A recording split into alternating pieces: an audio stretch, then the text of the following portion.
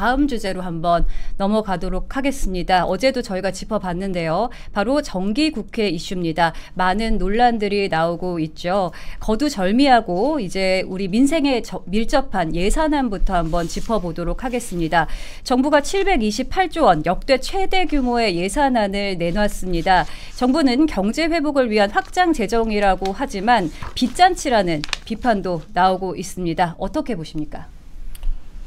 지금 세수가 잘 그치지 않습니다. 왜냐하면 기업들이 어렵습니다. 기업들만 어려운 게 아니고 뭐 지금 고용이 어려워서 월급쟁이들이 근로소득세도 아마 제대로 잘 그치지 않을 겁니다. 그리고 실업 상태가 많기 때문에 지출이 많습니다. 네. 앞으로 뭐 실업자들을 위해서 정부가 계속 지원해야 될 것도 많고 그렇다 보니까 실업자들이 또 뭐 월급쟁이 생활을 청산하고 장사하러 가니까 장사하는 분들이 늘어나고 장사하다 보니까 또 안 돼서 또 거기에서 어려운 분들이 많습니다. 그래서 정부가 쓸 돈은 많은데 지금 세금 내는 사람들은 없습니다.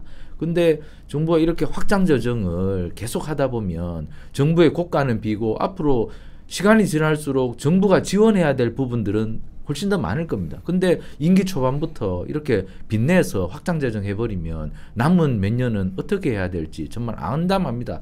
지금 이재명 정부에 대해서 가장 반감을 많이 갖고 있는 사람들이 2030입니다. 여론조사 지지율을 보면요. 그분들이 이재명 정부에 대해서 반감이 굉장히 큽니다.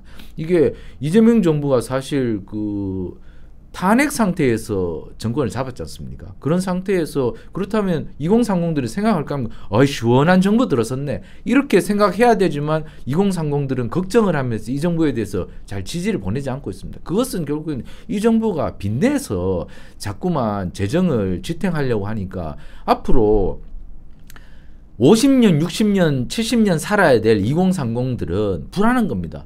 이게 계속 지탱이 될까? 우리가 만약에 앞으로 기성세대가 되고 우리가 노후가 됐을 때 우리가 과연 이 건전재정 국가에서 살아남을 수 있을 것인가 이 걱정하고 있거든요. 근데 이 젊은 세대들의 걱정을 뒤로 하고 마구잡이로 쓰고 있단 말입니다. 네. 이거 지금 재난지원금 맞습니까? 재난지원금입니까? 지난번에 돈 뿌렸던 거, 전국민 15만 원씩 뿌렸던 거, 네. 이거 소비 쿠폰 이게 맞습니까 정말? 이게 부자들한테 대해서까지 돈 있는 분들에 대해서까지 15만 원 주는 게 정말 상식적으로 맞는 것인지, 그리고 그 돈을 지금 허공으로 뿌려졌는데 그게 맞는 건지 정말 젊은 사람들이 지금 비통해하고 있는 겁니다. 그렇기 때문에 이 걱정과 걱정을 지금 정부에 대해서 보내는 것인데 정부가 지금 정신 차리지 못하고 또 2차 소비 쿠폰 발행한다는데 참 걱정스럽습니다. 젊은 사람들의 비통한 심정들을 좀 헤아려 주시기 바랍니다. 일자리는 없고 정말 앞으로 이분들이 세금 부담 때문에 불안한 노후를 보내야 될 텐데 이 걱정들을 정부가 담아내지 못하고 계속 돈 쓰기에만 골몰하는 것은 결국에는 내년 지방선거 겨냥한 포퓰리즘 아닙니까? 이런 비판들을 잘 받아들여서 이 정부 여당이 책임 있는 국정 운영을 하시기를 간곡히 부탁드리겠습니다. 네, 말씀하셨듯이 오늘 더불어민주당과 행정안전부가 국회에서 당정 협의를 갖고 2차 민생회복 소비 쿠폰과 지방소멸 대응 등에 대해 논의를 하면서요. 2차 민생회복 소비 쿠폰 지급 대상에서 고액 자산가는 제외하겠다고 했습니다. 기준을 급조한 데에 대한 비판도 나오고 있는데요. 이런 대책 과연 내수 활성화에 도움이 된다고 보십니까? 1차도 하면 안 되죠, 사실은. 네. 지금 55조, 작년에 비해서 55조, 박근혜 정부 때 600조에서 문재인 정권 들어서 1200조, 이제 내년 되면 1400조 국가부채가, 네. 우리나라 국가 총부채가 6200조입니다. 국가부채, 네. 정부, 기업, 가계부채 합쳐 6200조인데 가장 위태로운 게 가계부채였는데 이제는 국가부채가 됐어요. 이번에 55조 늘리면서 국가부채 비율이 51%로 가는 겁니다. 지난번 1차 소비 쿠션할 때 13조 날렸어요. 그때 얘기했잖아. 자, 이제 방위비도 늘어야 되고 이번에 미국 가서 800조 퍼주고 그 800조 중에서 안 그래도 한국에서 노란봉투법이나 상법 개정 민노총 세상에서 기업하기 싫은 듯 기업들한테 미국 가는 길을 다 열어줬어요. 600조 줬다. 6,500억 불 얘기하다 1,500억 불 더 줘서 200조를 더 준 거잖아요. 그럼 그 기업들 200조 줄 때 그냥 나갑니까? 대한민국의 고용은 제끼고 그냥 가는 겁니다. 미국에. 이제 당신들하고 당신 좌파 정권에서는 내가 이 나라에서 기업한다는 게 우습다. 그렇게 나가고 싶어 하고 있는데 거기다가 미국에 세시하다가 이제는 피스 그렇게 떠들면서 갖다 줬잖아요. 끝이 없는 추락입니다. 결국은 지금 중학교 2학년 15세에서 35세 우리가 한번 보자고요. 이 사람들이 과연 고용이 보장이 되고 국가 부채가 없어서 이 사람들을 위해서 어떠한 재난이 겪던 국민연금이 문제가 되든 연금의 고갈이 되든 여기에 돈을 부을 수 있는 국가 재정이 있느냐? 없잖아요. 자기들이 뭔데? 우리 미래 세대의 국간을 다 열어가 저거가 다 쓰냐 이거예요. 도대체 좌파면 좌파지 너가 뭔데 내의 국간을 너가 다 열어가지고 도둑질 해가느냐 이런 생각을 2030 세대가 가지고 있는 겁니다. 그런데 제가 얘기하잖아요. 문재인 정권 때 500조 늘려가지고 1,000조 늘렸어요. 근데 이재명 정권 되면 2,000조 시대 갑니다. 이재명 정권 한 번 더 들어오면은 이제 그냥 3,000조 시대 가는 거예요. 좌파 정권 들어오면. 그것은 결국은 국민들이 그걸 몰랐단 말이에요.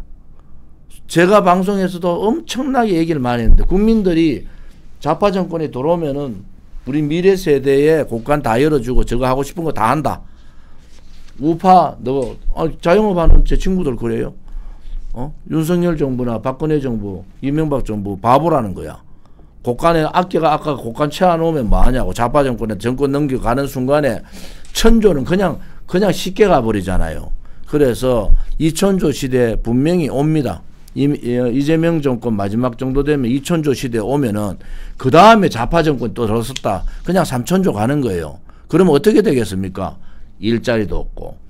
일자리가 없어서 사회복지를 늘려야 되잖아요. 일자리가 적어지면은 청년들이 일자리를 못 만들어내고 기업이 활성화가 안 되고 민노총 천국이 되고 외국으로 다 나가고 있던 외국 기업도 나가버리고 그다음에 기업에 대한 투자 안 하고 지금 기업에 보고 투자하지 말라는 소리 하잖아요. 지금 좌파들 하는 행태는. 그래 되면은 고용도 없고 그러면 고용이 없으면 고용보험을 써야 되잖아요. 보험으로 다 해결해야 되잖아요. 자유민주주의 국가라는 게 뭐예요? 자본주의라는 게 국가가 어려운 상황이 왔을 때에 대비해서 우리가 무기를 전쟁에 대비해서 전쟁이라는 게 100년에 한 번 날지 10년에 한 번 날지 오늘 내일 날지도 모르지만은 대비를 하잖아요.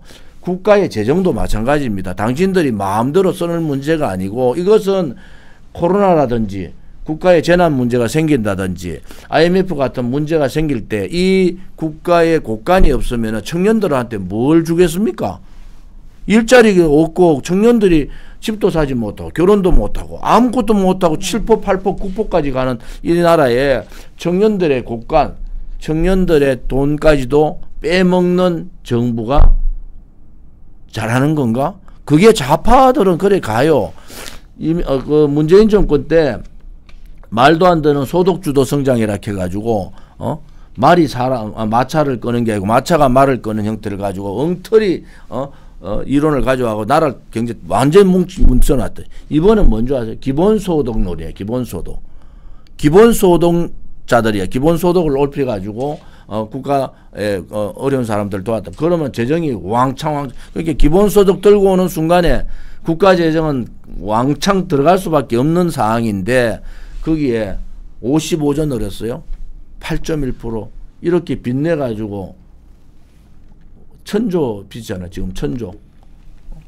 그 빚을 내가지고 간다? 청년들이 화가 안 나게 청년들이 봉기 안 한 것만 다행인 거야. 자기 말 조국이 말대로 강남에 돈 많은 집에 청년들은 다 그구야. 그렇게 얘기해요. 믿겠죠? 왜 청년들이 일을 싫어하니까. 그런데 미운 짓을 하잖아요. 공정과 상식을 뛰어넘는 청년의 일자리도 뺏고 청년의 돈도 빼가고 청년의 미래도 뺏어가는 그러한 정권을 안 미워할 청년이 어디 있습니까? 그런데도 우파 정치인들이 잘못해가지고 이 작당을 낸 겁니다. 그래서 오른쪽에 있는 청년들은 뭐 죄 지은 것도 아니고 조국이한테는 거구라고 매도당하고 일자리 찾아가지고 일자리 찾으면 일자리는 없고 그런데도 자기들은 오른쪽에 그냥 거구로 매도되면서도 정치인들이 바보지 돼가지고 자기들 이렇게 됐다 한탄하는 거예요. 그래서 좌파들이 조금 자제해라. 당신들의 따지고 보면 당신들의 아들, 딸, 당신들의 손자, 손녀들인데 당신들의 아들, 딸은 잘 먹고 잘 살면 되느냐. 국가 전체로 따지면은 120만 명이 120만 명이 그냥 아무것도 안 하고 놀아요. 그냥 120만 명, 우리나라 청년이 20% 전체 국민의 20%니까 1000만 명, 1020만 명 된대.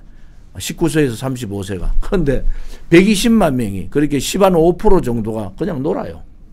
네. 아무것도 안 하고 노는 청년이 120만 명이라는 거야. 그래서 상식적인 일대로 좀 해라. 청년들은 지금 거기 문재인 때는 뭐 한 줄 아세요? 공무원 필요도 없는 공무원 18명 8천 명 늘렸어요.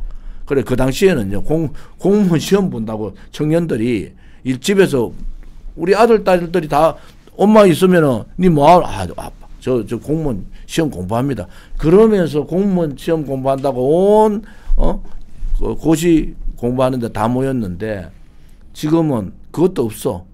그래서 120만 명의 그냥 노는 청년들을 좀 보고 돈을 빼가 쓰더라도 소비 쿠폰 이런 거 좀 쓰지 말고 딱 정해서 자영업, 소상공인, 청년 수당 뭐 이런 부분으로 좀 조율 있게 쓰라고. 왜냐하면 13조를 가지고요.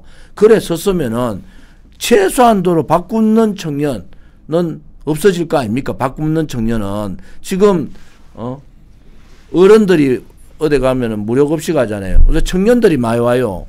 이 나라의 현실이 그래 된다니까. 우리가 언제 그런 사회가 있었습니까? 그래서 돈을 쓰더라도 좀 미래 확장적인 또 청년들한테 일자리를 만들어주는 그런데 좀 돈을 쓰라. 국민들한테 표 얻으려고 13조 갖다 붓고 이번에 또 뭐 이번에 뭐 12억 이상인가 뭐 없으면은 그 정도 밑으로는 이제 준다고 하니까 그래도 그게 몇 조도 아니고 10조 정도 안 들어가겠습니까?